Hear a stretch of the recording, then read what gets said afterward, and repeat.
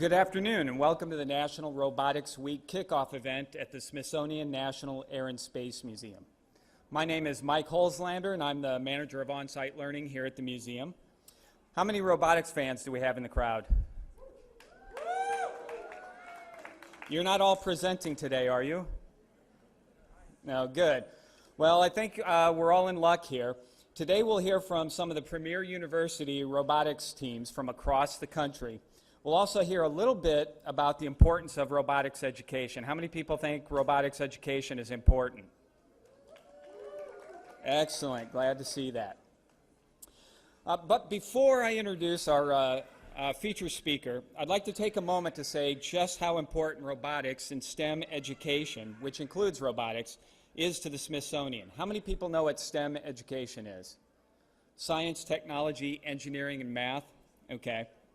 At the National Air and Space Museum, we are committed to educating and inspiring the nation about relevant STEM concepts by preserving and displaying flight-related artifacts and information of historic interest and significance, developing educational materials and conducting programs such as this to increase the public's understanding of and involvement in flight-related areas, and conducting and disseminating new research in the study of flight and its related technologies.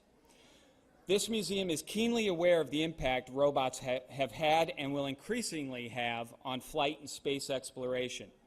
Robots have often been used in flight-related situations because of the dangerous or repetitive nature of the work, or because they cost less, or because they can simply do the jobs better or faster than humans.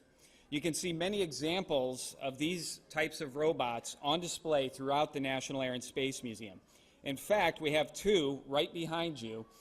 The Darpa arm robot, also called Robbie, and Robonaut 1, whose cousin or brother or sister is, I don't know about the relationship there, is currently on the International Space Station. Robots are an important part of the stories this museum tells about flight. And I encourage you to explore the museum after this program to learn more about their stories. Now, let me introduce our featured speaker, Anthony Mr. Roboto Nunez. Anthony, did you give yourself that name, or did somebody else give you that name? Actually, my students gave me that. Your students gave you that name. That's good. Anthony, or Mr. Roboto, is CEO of Infamous Robotics. He's played a key role in getting all of the research teams here to the National Air and Space Museum today, so you can thank him for that. And he's a passionate advocate for robotics education. So please join me in giving Anthony, Mr. Roboto, a warm welcome.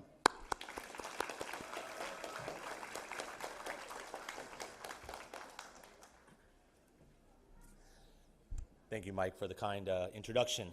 My name is Anthony. Before I go into my presentation on the state of robotics in the United States, I'd like to talk a little bit about National Robotics Week and its importance and why we're here. So the reason we've selected a week in April to recognize robotics as an industry as something that's very important here in the U.S. is for two reasons. Number one is jobs. These are the jobs of the future. The second reason is education. We need to educate the next generation of young robot builders and young engineers today in order for us to be successful tomorrow. Other countries have recognized the importance of robotics and are pouring millions of dollars into growing an infrastructure around education and businesses for robotics. We need to do the same. Today we're going to hear from teams that are leading the way in research in robotics and what they've discovered and what they have built so far to give you a glimpse of the future. So my presentation today will be on the state of robotics here in the U.S. I'm going to highlight various types of robots that operate in various types of terrains and surfaces. Next slide, please. So before I begin, we've seen the past couple years robotics really catch on, really become commercial, especially with the rise of more movies like Chappie that's coming out later this year, Robot and Frank you see on the bottom picture, and of course Big Hero 6. All of these movies are targeted toward a different group or population, some for older people, some for young adults, and others for kids. But you can see robotics is definitely becoming mainstream. Next slide. Also, universities have recognized the importance of robotics by adding more programs that are specifically focused on robotics. This one out of UC Berkeley is actually focused on solely the movement of how bugs and animals move and how we can recreate that in robots. And they've dedicated an entire department to that. Next slide. Talking a little bit about ground robots. There's different types of ground robots. The first ones I'm going to talk about are assistive robots. The one on the left is actually a robot called Rudy, developed by INF Robotics, and its purpose is really to address this senior population we have that's growing. And the idea here behind this robot is to allow seniors to age in place. We don't have enough people to take care of those seniors, so a robot is definitely necessary, and something like Rudy is definitely ready to go and solve that problem. Robot on the right is actually made by a friend of mine, Dr. Rory Cooper, and that robot is actually an assistive robot for individuals with disabilities. Very exciting to see that they've taken a wheelchair to the next level, added intelligence, and the ability to manipulate or grab and move objects. Next slide, please. Another interesting part of ground robotics is military robots. The robot on the left is called Big Dog, and that's actually by a company called Boston Dynamics. Earlier in the year, in 2014, they were actually acquired by Google. Google went out and bought 8 different robot companies, just to give you an idea that people see what's coming down the road. They went out and bought them, and the idea behind that Big Dog robot is it's going to be kind of like a mule. It can carry about 350 pounds over rough terrain, so up hills, over holes. They even had it walk on ice, and they've kicked it to try to knock it over, and it still recovers, so it's very exciting to see. The robot on the right is Atlas. That is a robot that is part of a humanoid Darpa competition that is designed to actually help us create the next helpers in case of a disaster. Next slide. Now, some of us may have cars that assist us in parking. That is just the beginning, and that work actually began long ago in the desert under a DARPA Grand Challenge, and the picture on the left is actually a robot by ENSCO, and the robot's name is Dexter. The robot on the right is actually a Mercedes, and you can see here the evolution is taking it so that even though there are seats in the car, they have the driver's seat so that it can spin around and not face the wheel. So they're showing you right away that they don't intend on you driving that car. They want that car to drive you around. Next slide. Going into aerial robotics, we are in the Air and Space Museum. There's 2 different types that have made some very exciting advancements. The first one is a quadcopter. It has these 4 propellers and it can hover. It's being used by people who do surveying now and also photography. And we even heard about Amazon early in the year talking about delivering packages with this robot. The robot on the right is a bat robot. They've actually developed a winged bat robot that can fly, very similar to how a bat does. And that's actually very exciting because it can move very quickly and change direction on a dime. Next slide. Going underwater in water-bound robotics, MIT has developed a robotic fish. Now, robotic fish aren't necessarily new, but the way they have developed it is. So traditional robotic fish have multiple joints. Okay? The more joints you put into the robotic fish, the more fluid it becomes. It becomes more like a fish. What MIT did is they got rid of those joints, and they've actually created a skin that can actually move the robot. That gives the robot the ability to turn on a dime, again, in the water, and also give it a sense of touch, which is very exciting because now as that fish rubs against something, it can feel it. The robot on the right is a jellyfish robot, and that's developed by University of Texas. And that robot's very exciting because it's actually hydrogen powered. So it doesn't need to return to a station to be charged. They can drop it in the water, and weeks, months, or even years from now, they can recover it and extract data. So you can see the direction that we're going with robotics.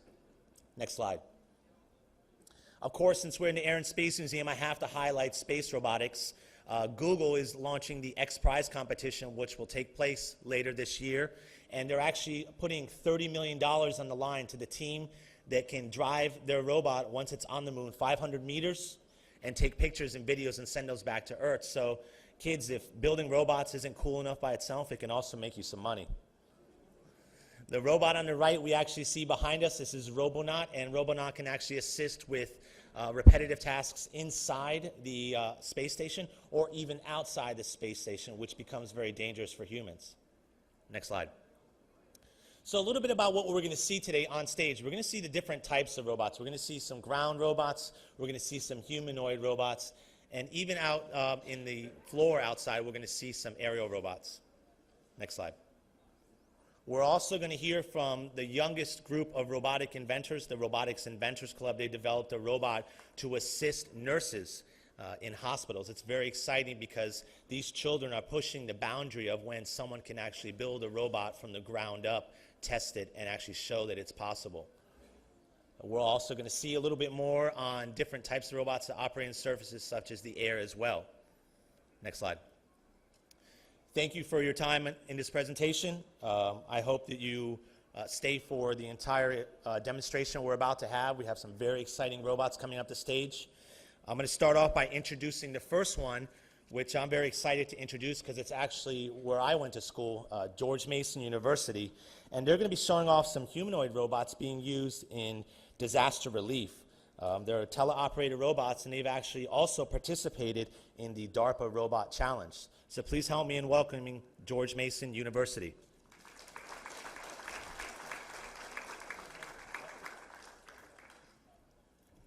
All right, everyone, how are we all doing today?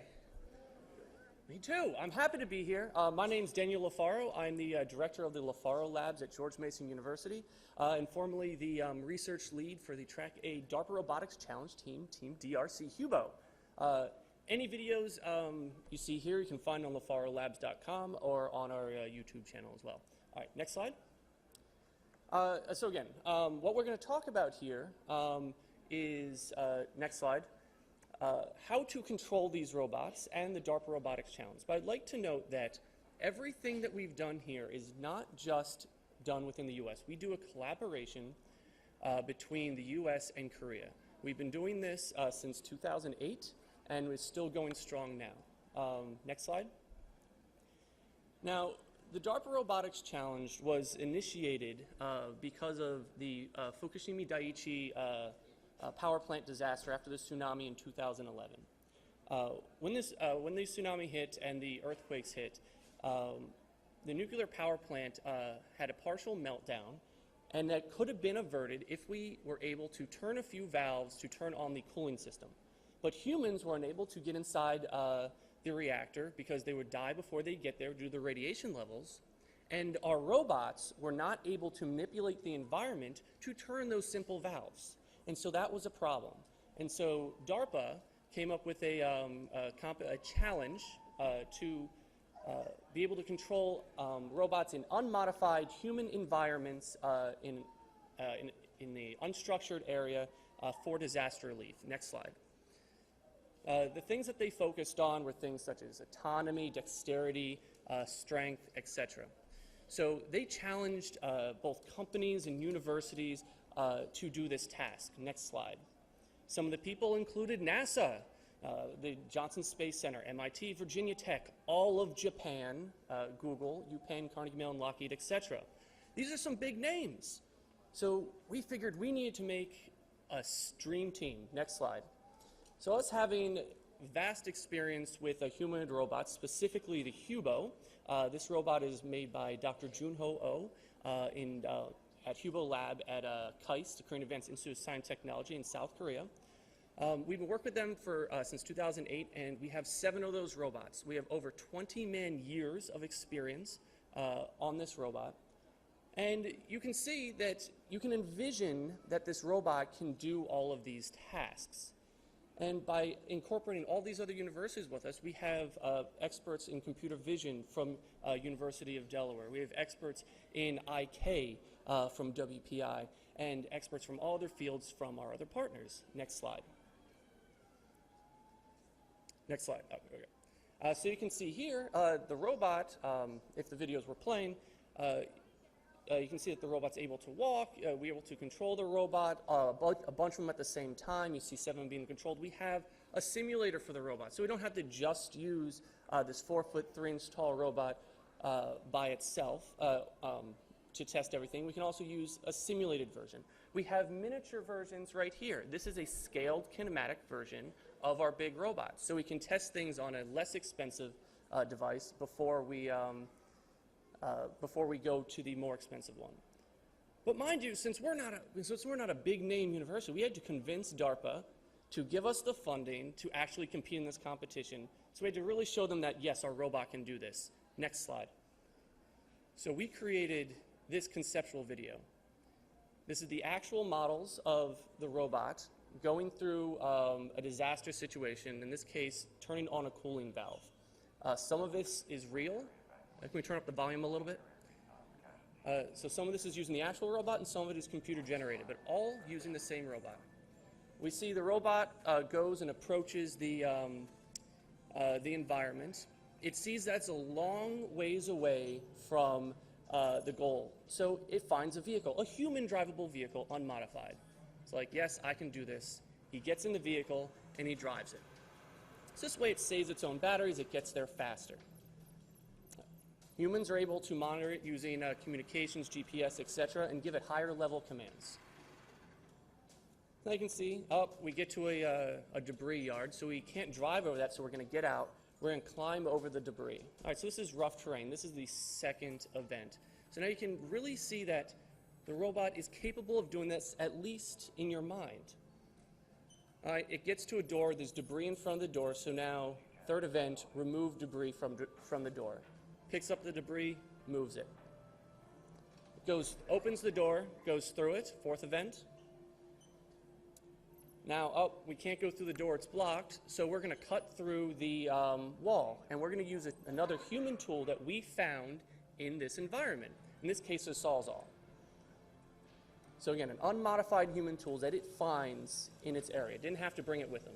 Cuts an X, and because it is a robot, and it has robot strength, it can just punch right through the wall.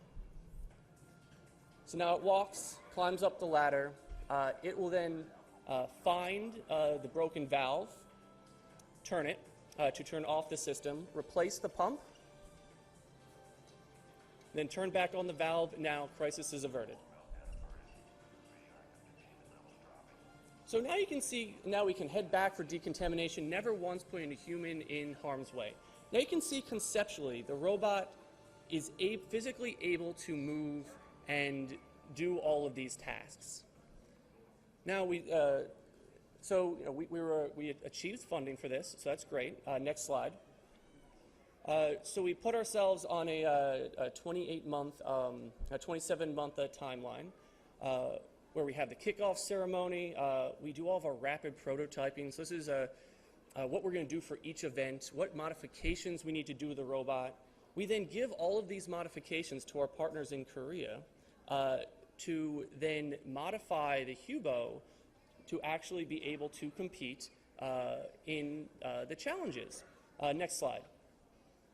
So you see on the right-hand side is our loved Hubos. These are the Hubo 2 Pluses, the KHR4s. They're 4 foot 3 inches tall, 130 centimeters, 41 kilograms. They run on a 48-volt lithium polymer battery, same thing inside of your phone. But a little secret for you, you saw it drive in a vehicle. Its legs could not actually reach the pedals. So we need to make it taller. We need to make it stronger. We need to make its arms longer so it can actually do all of these tasks. So we made all those changes, and on the left-hand side, you see our competition robot, DRC Hubo. Next slide. Then we're able to complete the tasks. So here you can see a few of the tasks running. Top left is some debris removal. We're inserting a hose. We're climbing a ladder. We're driving a vehicle. We are cutting through a wall, and we're turning a valve. Now, all of these videos are sped up because the focus of this first part of the competition was on creating the robot and not on the artificial intelligence. So all these robots were controlled by a human. Next slide. And this brings our problem. Humans are bad at controlling robots, especially ones that are very complex like this.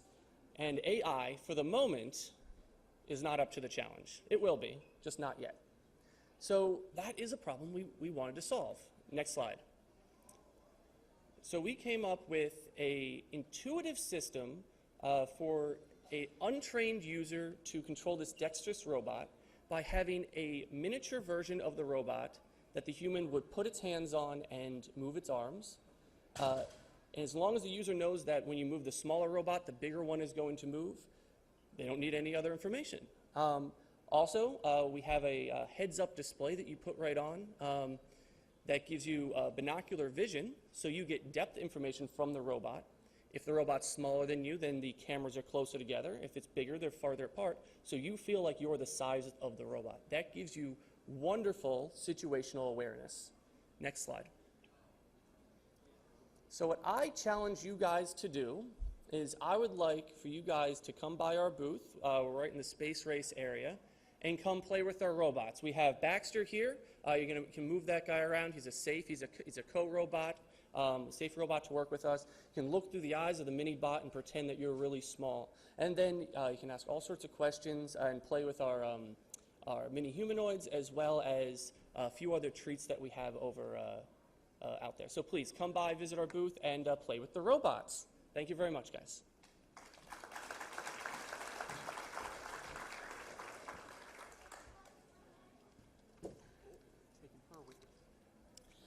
Great job. Excellent presentation. Excuse me. It is my pleasure to introduce the next team, Virginia Tech. They actually have funded research through NASA, and in my presentation I actually mentioned about delivery of package with quadcopters, with aerial vehicles. This university is actually taking on that challenge. So let's welcome Virginia Tech.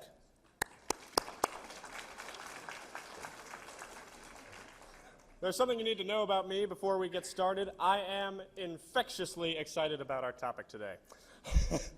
All right, my name is Joshua Eddy. Accompanying me on stage today are Billy Greer, Mr. Nick Montgomery, and Mr. Tim Kurdiak. We represent the Cooperative Autonomous Robotics Design Team at Virginia Tech, CARD for short, and we are here to tell you a story. Our story begins, next slide, with this man. This is Mr. Jeff Bezos, the CEO of Amazon.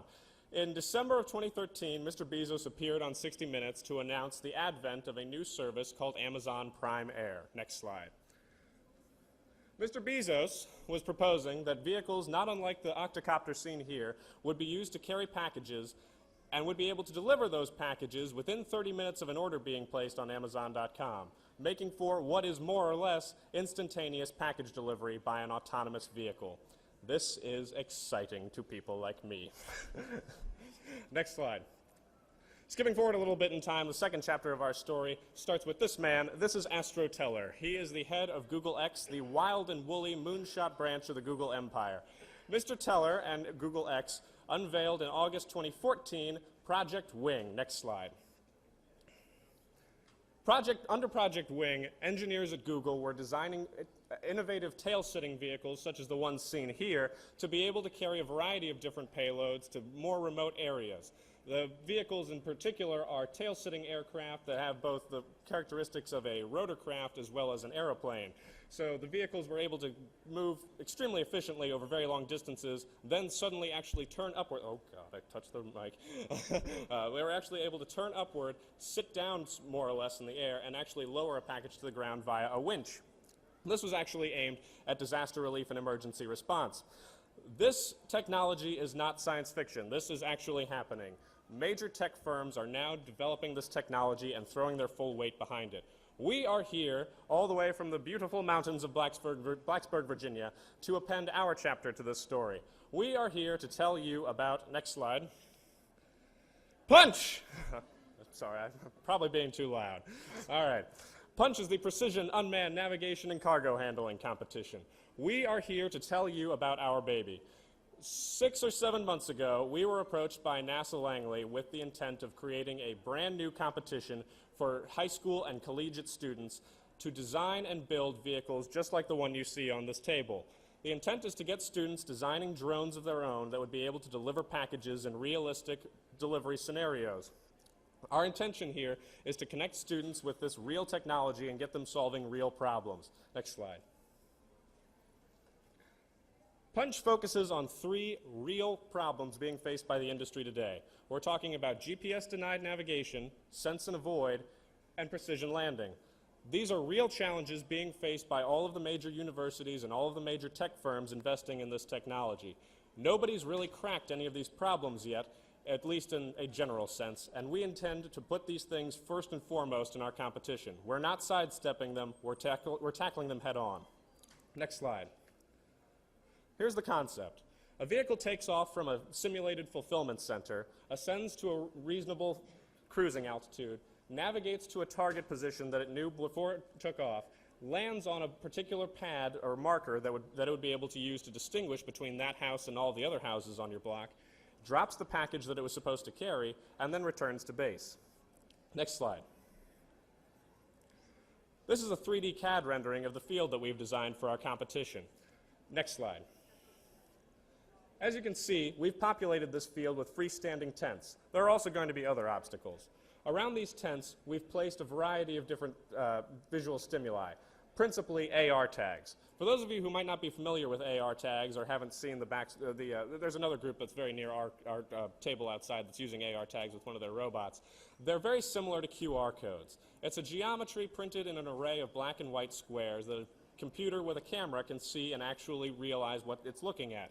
So our intention is to place a number of these such tags around simulated houses and use them as visual stimuli for the robots that we'd be using in this competition. Next slide. Next slide. The intention here is that a vehicle would take off from the,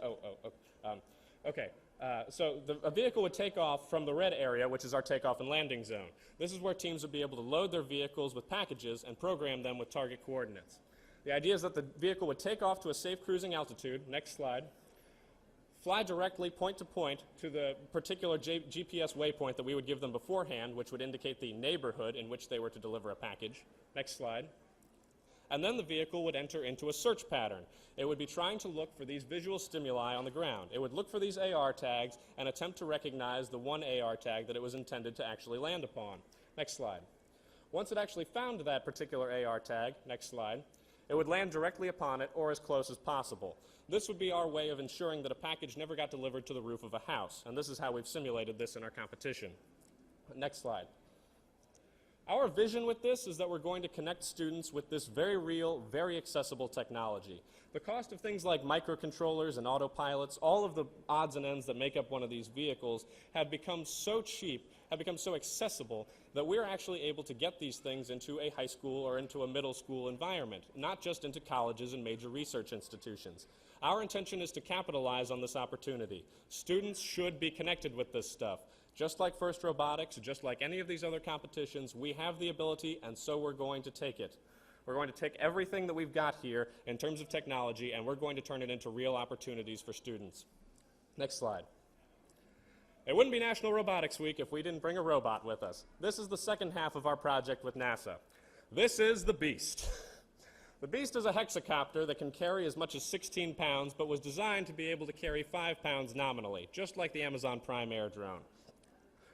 The Beast carries the package underslung underneath it, and is on the package is actually hanging from a servo-actuated mechanism. So when the vehicle lands, which I'm going to show you here in a minute, that actually actuates a servo, and the vehicle drops the package. Once the package is successfully dropped, the vehicle takes off again and returns to base. Next slide.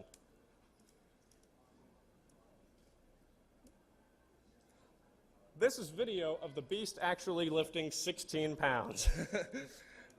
The reason that we care about this is that the Beast weighs between 7 and 12 pounds, depending on how many batteries that is. So it's capable of delivering as much as twice its body weight. So we're pretty impressed with that. Next slide. This is a video of one of the Beast's first fully autonomous deliveries. There is no human intervention happening here.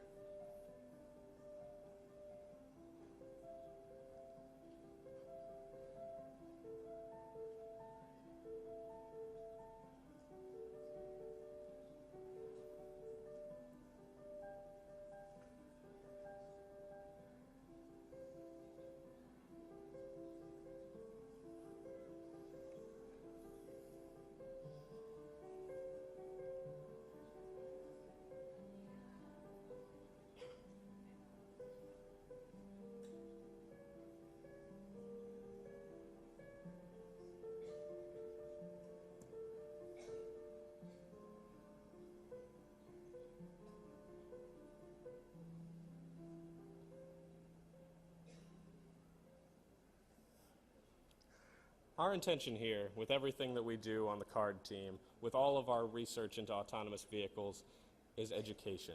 It's all about the students. It is all about connecting them with new opportunities and new technologies.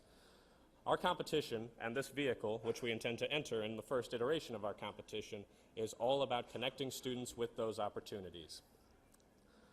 Punch proposes a pretty simple idea for getting students tackling real problems, real hard problems. This is the stuff that people care about. This is where the money is. This is where innovation is really happening on the cutting edge. Punch connects students with those challenges. Punch connects students with those opportunities, and we're excited to see where it's going in the future. Punch asks one simple question, and we hope that you're going to be able to answer it. Next slide. Can you deliver? Thank you so much. We're the card team. Thank you for listening.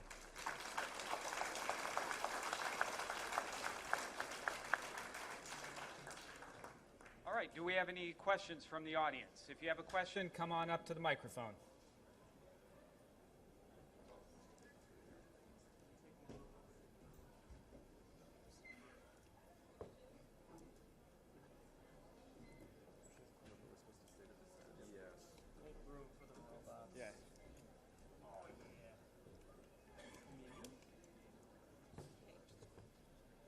My name is Elaine, and I'm from Georgia, and I was wondering how the advances are with nanotechnology and medical services.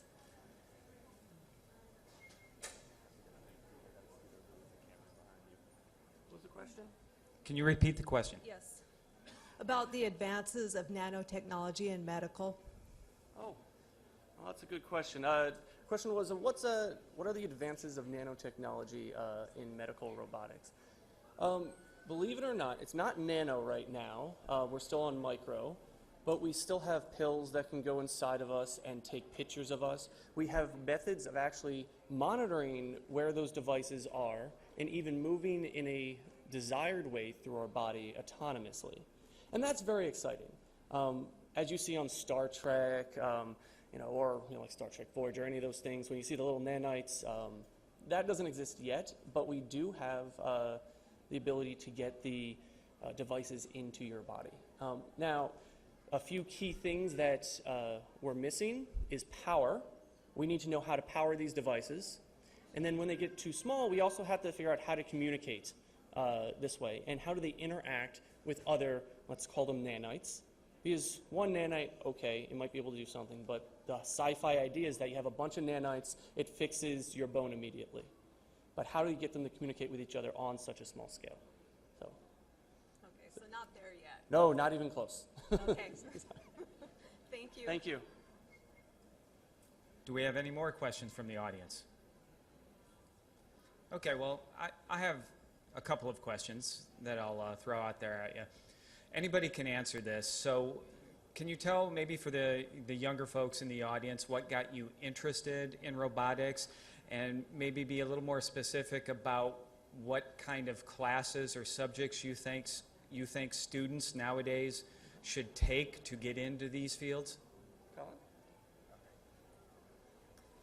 Well, my case, I actually started robotics in middle school. There was a Lego Mindstorms competition that I participated in, and I did like all the coding for that. And that really got me, not only did it get me into robotics, but it got me into engineering and CS. I mean, it really taught me a lot of things about making technical devices. And I would say just go out and try things. I mean, go on YouTube,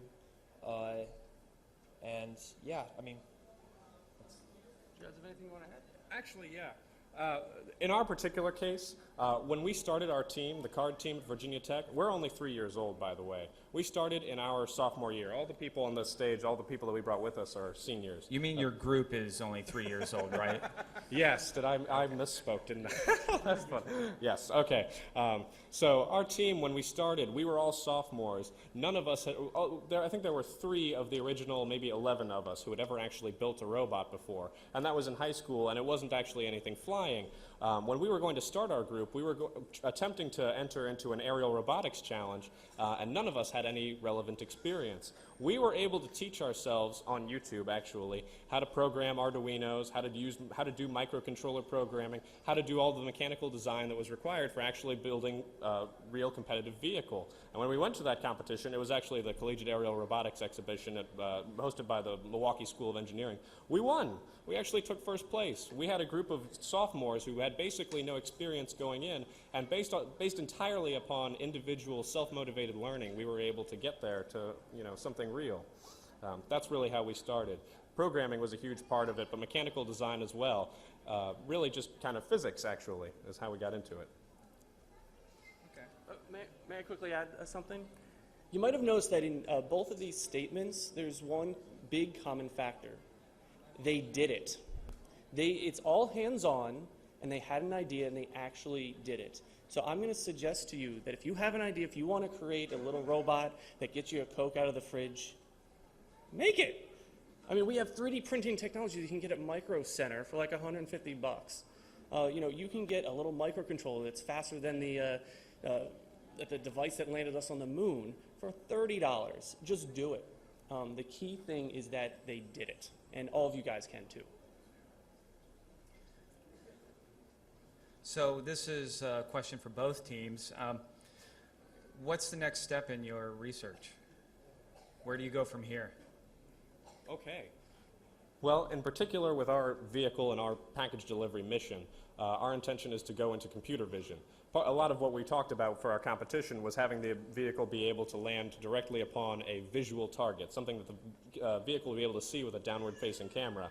We're still working on that. Currently, we're able to do an entire GPS-oriented mission, but we're still working computer vision and other forms of other more novel sensing modalities into the navigation of the vehicle. That's really where all of our innovation is going to be happening.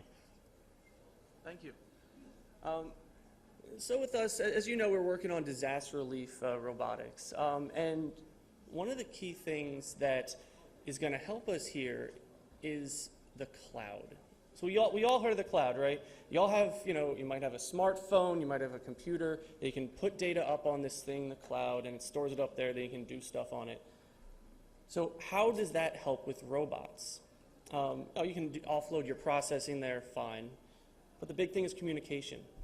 So with our robots, developing further and further cloud robotics so that you can have an expert in, let's say Ebola in the United States, not have to travel overseas and still treat patients remotely over in Africa, that is key.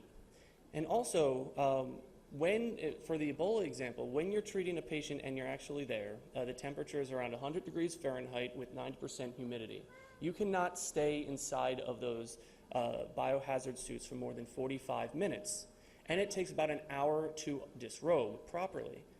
But by having a humanoid surrogate there, that can just stay there infinitely. So by developing a communication system or a smart cloud system that these robots can utilize to allow us to do things remotely, it'll allow us to help people across the world no matter where the expertise is, whether it's US to Korea, whether it's Japan to Canada, wherever it is, to help basically so robots from across the world can help other people. All righty, thanks. Let's give the teams a hand.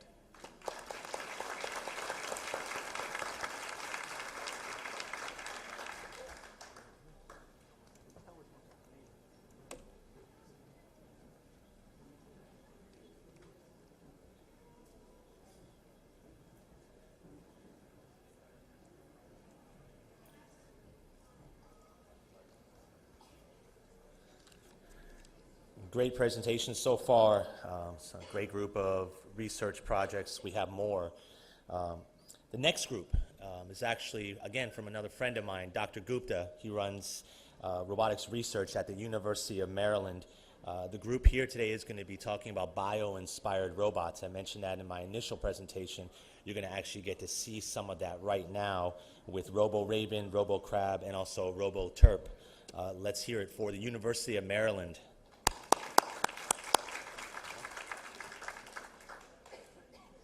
Good afternoon, everyone. We're with the Maryland Robotics Center at the University of Maryland. I'm Lena Johnson, this is Ariel Perez Rosado, and this is Alex Holness, and we are all graduate students at the University of Maryland. So bio-inspired robotics basically looks at nature and animals and plants and sees how they move and then tries to replicate that in robotics in order to go into different difficult environments or environments where other robotic mechanisms would not be able to maneuver. So Ariel is going to give you a presentation on his Robo Raven. Thank you, Lena. So first, next slide. First, we're going to talk about Robo Raven. This is our original ornithopter vehicle. As you can see, it's basically a robotic bird. What it's capable of doing is flapping its wings like a regular bird would, as Alex will show you. So you see, he's actually controlling how fast we're flapping. So we can adjust the frequency through the 2 servo motors in the front of the vehicle. So another interesting feature is that since we do have 2 motors powering the wings, we have independent wing controls, which allows us to do aerobatic maneuvers that usually can't be done with ornithopters because they usually use 1 motor to control both wings. So there, if you want to do a dive, you will hit the sticks that way, and that would just glide down to the ground. The other way would actually enable the bird to do a backflip. So that's basically our original platform that we started off with. Next slide. So in collaboration with the Army Research Lab, we actually have a colleague who's also a grad student who's working on Robo Raven 2. His ideas, or his approach, is to optimize the system entirely. He's trying to figure out what the limits are on those motors and trying to figure out what the best sized wing to use with those motors are. It's very interesting that he's seeing a lot of examples that we would in nature. If you have a larger wing, you can flap at slower frequencies versus if you go smaller, the faster you flap to maintain the same kind of performance that you would expect from a bird. Next slide. So this is Robo Raven 3. This is my baby, as you can see on the slide. Robo Raven 3 has solar cells integrated into the actual wing structures of the vehicle. And as you can see, we actually integrated some solar cells onto the body and tail of the bird. So although we're not able to completely fly forever as long as there's sunlight because we just can't get enough power out of these solar cells, it does allow us to recharge the bird when it comes in for a landing. Another thing that we can do is extend the flight of the vehicle. So typically, because we have to use a small battery, we're limited to about a 3-minute flight. When it starts to slowly come down, just because we're losing the power that we normally have stored on the bird. But the solar cells actually allow us to have a 30% increase in flight time so that we can fly for an extra minute or so. And Alex will tell about the next versions of Robo Raven. So Robo Raven 5 is unique in, 4 is unique in its own way because it's semi-autonomous. It can be manually controlled, but with a flip of a switch, it can go from manual control to a loitering algorithm. So if you give it a center point, it will look for that center point and fly around it. In addition to that, the graduate student, Mr. Luke Roberts, who's working on that project, is looking to autonomously dive. So if you want to inspect an area without a human operator in the area, you give it a waypoint, you tell it to then execute a dive so you can get observance of a target location really close, and then you resume your regular flight and pull out of it. Next slide. So the version of Robo Raven that I work on, which is the newest one on the block, if you will, is Robo Raven 5. It's unique because it's bimodal. It has flapping and it has propeller assistance. And the reason why we wanted to do it is because we were trying to get that last piece of autonomy. In order to be completely autonomous, you have to be able to take off by yourself. So what Robo Raven 5 allows us to do is to execute a taxied takeoff like a plane, but then continue with flapping flight. But the added benefit of having motors on it is now we have 2 wings, 2 independently controlled motors, so we can potentially look at how to get more maneuverability and get better performance out of our platform. And Lena will now talk about our other projects. Next slide. So this is RoboTerp 2. We're Terrapins. We had to do a Terrapin robot at some point. RoboTerp 2 was designed to be put in any environment, such as the Chesapeake Bay, without disturbing the population. and it can actually sense, it can walk normally like a terrapin, and then it can actually sense when it's in the water, and it'll switch to a swimming gait. So this is its walking gait right now. And the good thing about this is that as long as the battery goes, we don't necessarily have to maneuver it at all. It's completely autonomous, and we can leave it in the environment. Next slide. So this is Robo Crab. This was made by an undergraduate student at the University of Maryland. And he basically looked at the motion of a horseshoe crab, and then redesigned that in our crab. The cool thing about this is that it can actually self-right itself. So if it's flipped upside down by the water, it can maneuver its tail to rewrite itself and continue on its mission. This is a great application for any robots that are put in environments that may be dangerous or rough terrain, and it can continue to maneuver even if it tips over. So these are all of our bio-inspired robotics. Please check out our YouTube channel, which is UMD Robotics at YouTube, to see more robotic examples. And please come and see our table in the gallery. Thank you.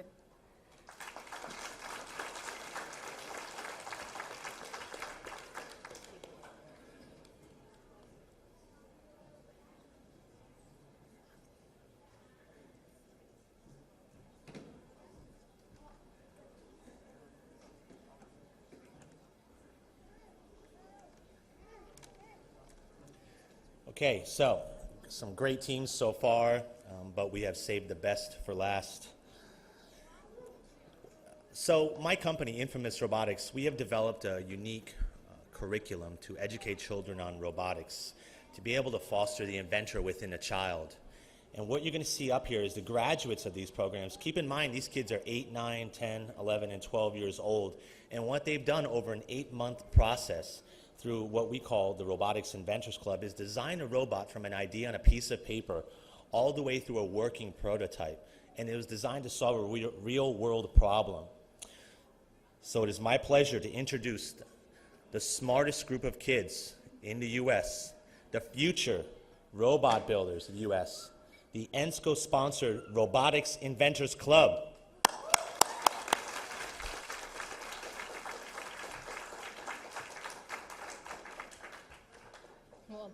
Good afternoon, everyone. We are the Robot Inventors Club of the Infamous Robotics, and we are here to present to you who we are and what we have done. We are a group of kids that are into engineering and want to help solve a real-world problem by building a robot. Unlike other robotics clubs, we do not use kits. In our case, we start from the ground up, and you will see that in our presentation. Next slide. Everybody in our group are graduates of Robotics Expansions 1, 2, 3, and 4, which are offered by Infamous Robotics, and Mr. Roboto was actually the one that mentors us in those summer camps. But for the past 8 months, you've been working on our project. We are divided into 3 groups: the mechanical engineers, the electrical engineers, and the software engineers. We work together to build and design a solution that will help solve a life-threatening issue faced by the medical workers.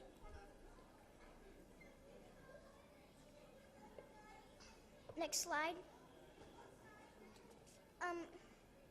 The MEs made the robot through a series of designs. The I-beam that is inside Anna was designed to hold the inner structure up. But we designed Anna like this so she can go closer to the beds. This is why nurses should buy her. She makes it so that nurses don't get sick while they are taking care of patients that have a contagious disease. This will not take jobs because its only use is for patients that have a contagious disease. Anna is designed to take food, water, and medicine to the patient. Next slide. Next slide. I messed up. Yeah.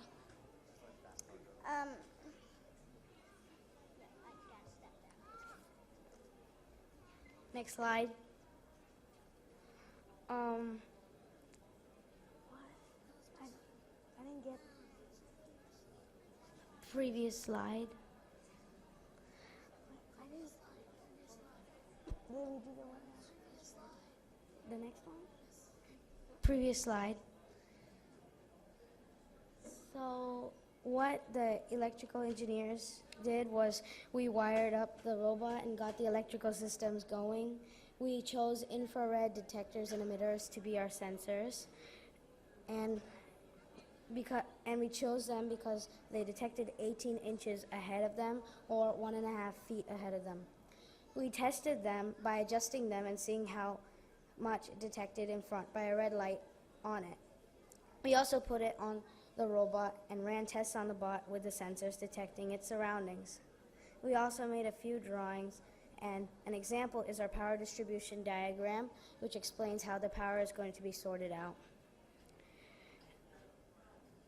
This robot has 8 sensors in all, 5 infrared detectors and emitters, and 3 bump sensors on top to detect the food put in one of the trays, and there are 3 trays in all.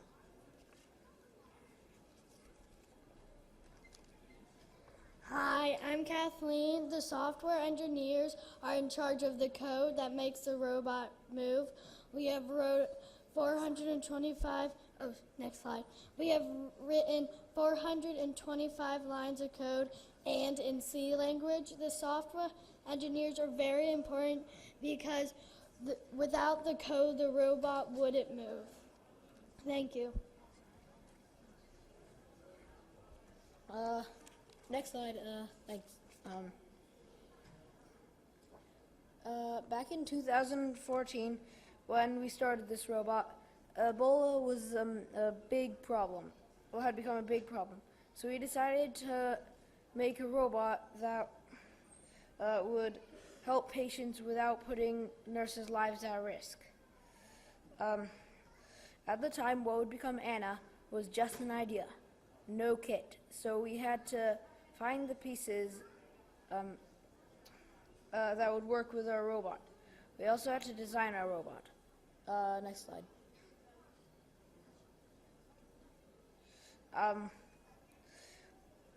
We made many designs before we finally came up with the design that we have for Anna now.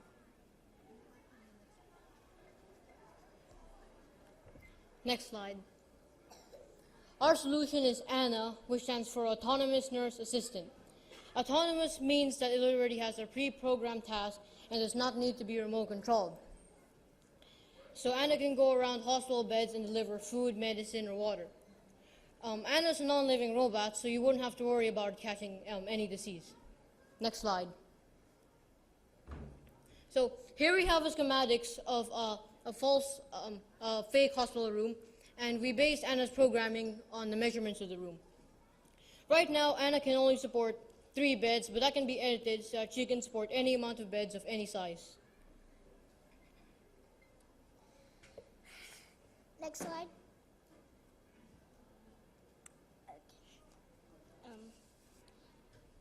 This is why nurses should buy her. She makes it so that nurses don't get sick while they are taking care of patients that have a contagious disease. This will not take jobs because its only use is for patients that have a contagious disease.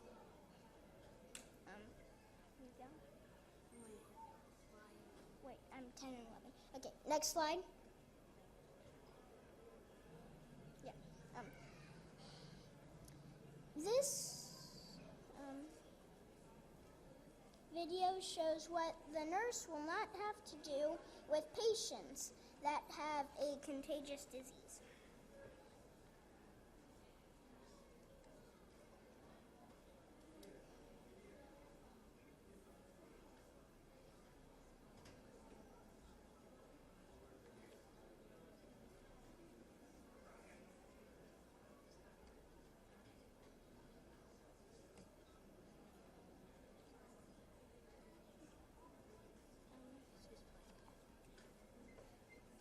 Next slide. Our future improvements are for the robot to have waterproof design, because if the robot goes into the hospital room, it would have germs on it, so the nurses would have to wash it off, so it needs to be waterproof. And another one is for the ability to serve more beds, and it'll be faster if we have that ability. Next slide. So now you have seen the result for 8 months of work. We are proud to say that we built this robot from the ground up. We worked together to build, design, and program Anna. We are proud to say that this robot is 100% kid-made. For more information, for kids out there who are also into engineering, we highly recommend that you try Infamous Robotics Summer Camp. For more information, go to www.infamousrobotics.com or contact Mr. Roboto, aka Mr. Anthony Nunez. Thank you.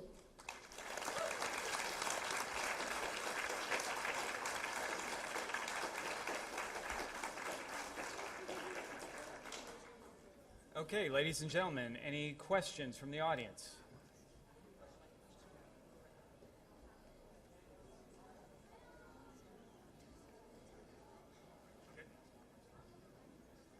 Hi, my name is Matt, and I'm from Virginia. My question is for the Infamous Robotics team. What was the hardest problem you guys had to solve in making Anna work? Well, it's probably there were a lot of problems. It was usually the code was wrong, or that it wasn't wrong, and then after that we found out that the wheels weren't tight enough, and it was also hard to find the right sensors. Okay. This is a question. What got you all interested in robotics? Well, we joined the summer camps, and first of all, that got us interested in robotics, and we got a lot of hands-on experience from that summer camp to apply it into Anna, and so we got the experience from from the summer camps, and put it into Anna. If you want me to be honest, what really got me into robotics was TV shows. Like giant mega animes, or like if you watch Transformers. Every time I watch them, I'm fascinated, and I really wanted to try and make a robot like this in the future. So that's what really got me interested in engineering and robotics. I just I got interested because I like sci-fi stuff, Star Trek, Star Wars, and yeah. I like building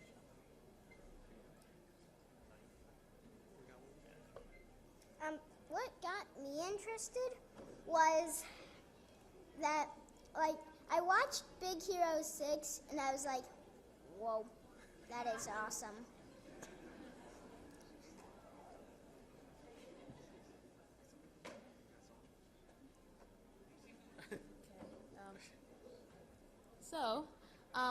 I was really interested in robotics, basically to use it to help people out.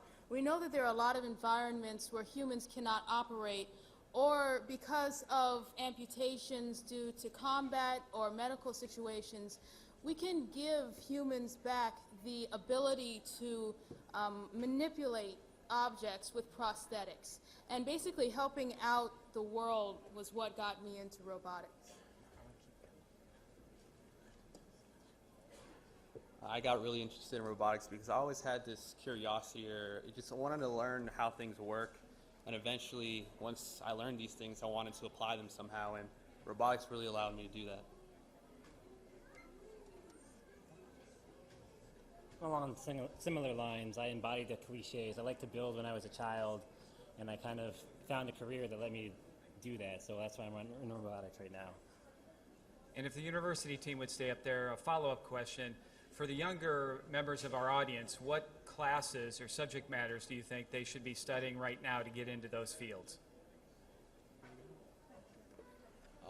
The subject fields that really are helpful when you're younger are definitely your math and sciences, your physics, just basically things that are very logical. If you use numbers a lot, that definitely helps. Just basically the things that tell you how things in nature work or how things work in general. One piece of advice I'd like to give is practical experience is worth 1,000 lectures. Don't be afraid to go into the internships, even if you don't have any knowledge. Go on ahead and get those high school and middle school internships so that you can get the practical experience, because then the lecture will make more sense. Okay. I believe we have an online question. Do we have that on? Okay, so this question is for the Inventors Club. What was the reason for the hourglass shape in the design of Anna's hardware casing? The design is because if it was a square box, then it couldn't get as close to the bed. So as an hourglass, it can go closer to the bed so the patient can take the food and medicine and water off more easily. Also, we didn't just want another reason why we didn't have like a normal box. We wanted like a unique shape for the robot, and our mechanical engineers were smart enough to think of this wonderful shape. Okay. Any other questions from the audience? Come on up. Okay, my name's Steve, and I'm from Virginia, and this is about the ornithopter.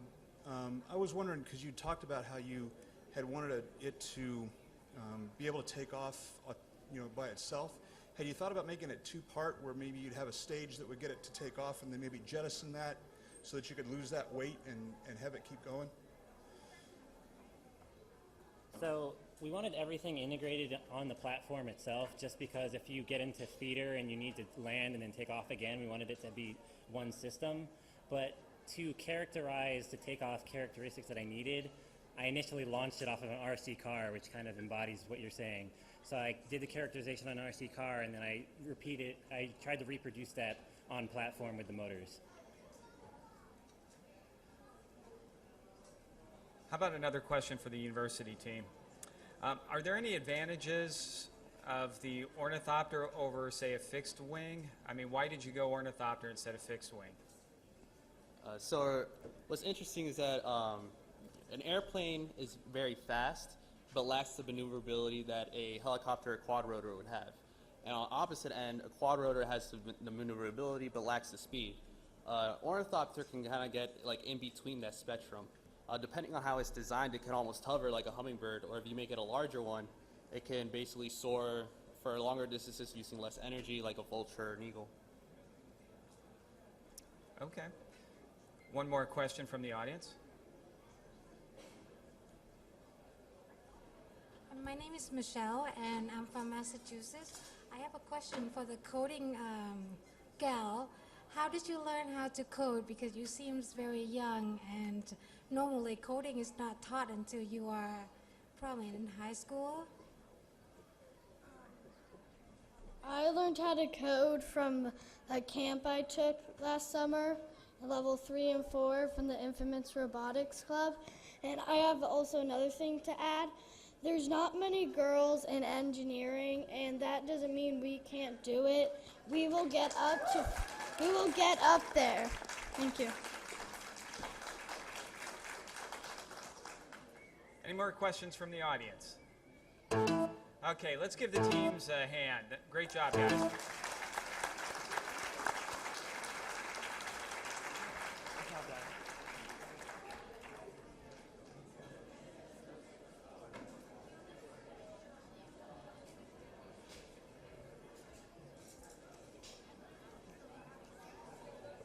Ladies and gentlemen, that's the end of our program. I want to thank you for coming out to National Robotics Week kickoff event here at the National Air and Space Museum.